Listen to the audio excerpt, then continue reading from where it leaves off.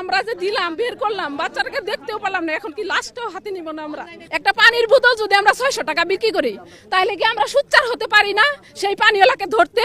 আমরা এই সিএনজি ভাড়ার মধ্যে যদি আধুনিক হসপিটালে যদি আমাদের 1000 টাকা ভাড়া দিয়ে যেতে হয় এই বিপদের মধ্যে, আমাদের দেশটা কোথায় আছে আপনারা দেখান।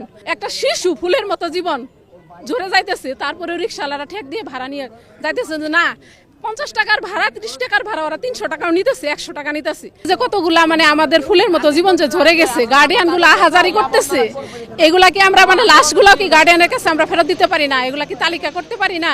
আমিও একজন মা, আমরা যদি সবাই যদি সোচ্চার না হই, আমরা ওনাদের দুঃখে দুঃখী যদি না হই, আমরা ওনাদেরকে যদি মানে ওনাদের পাশে না দাঁড়াই, কারো ছেলে পাচ্ছে না, কারো মেয়ে পাচ্ছে না, এটা যদি আমরা যদি সহযোগিতা না করি, এগুলা মানে আপনারাই তো মিডিয়া আপনারা করতেছেন। আমার ছেলে হোক আর যার মেয়ে হোক মারা গেছে, তাহলে কি 3 দিন হয়ে গেল, আমরা কি লাশ পাবো না? আমরা কি লাশটাও দেখবো না? গলে যাক পচে যাক, এটা তো আমাদের মানে তালিকায় থাকবে।